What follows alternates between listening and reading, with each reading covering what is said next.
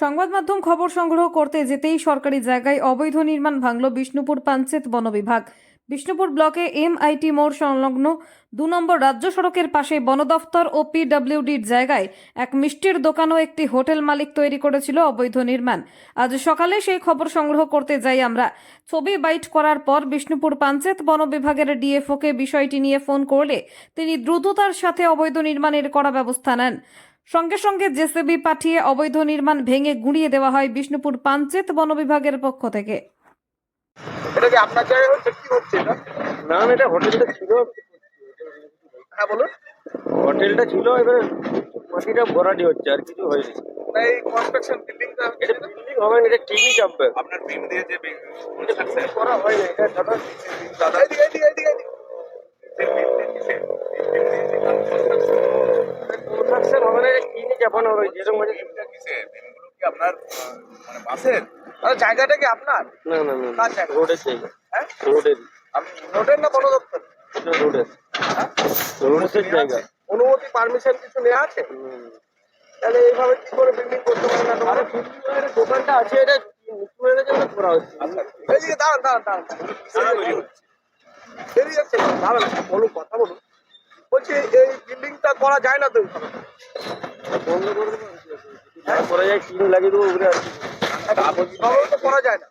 না অনুমতিতে রোডের জায়গা বা ফরেস্টের জায়গা। আর এটা হোটেলটা পুরো আছে বহুত দিন আজকের লয়। বলছি না যেগুলো ইটের হচ্ছে ওগুলো বাঁশের তো নয়। এটা ইত্যাদি ছিল ব্যাপারটা কি, এবার নিচু হয়ে গেছে, হোটেলটা নিচু। ঠিক আছে, আপনি অনুমতি নিয়েছেন? না না, এটা অনুমতি কিছু দেওয়া নেই, এটা রোডের জায়গায়।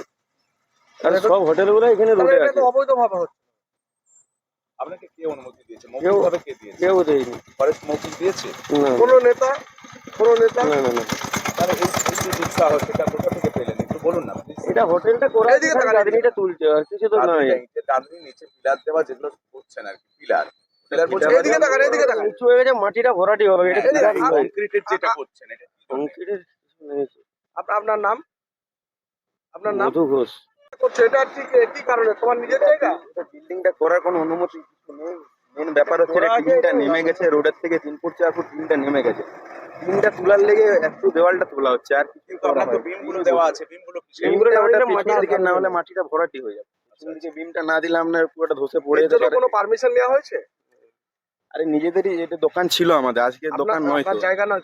আমার জায়গা নয়, দোকান এটা ছিল, আপনাদের টিনটা জায়গা? লাগাবো রোডের জায়গা।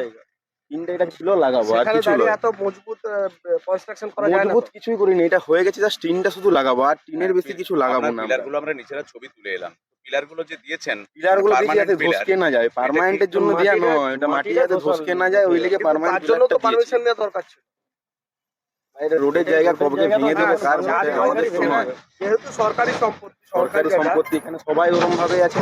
আচ্ছা সবাই আছে, আপনি করেছেন। আপনার নাম? আমার নাম শুভঘোষ। হ্যাঁ শুভঘোষ।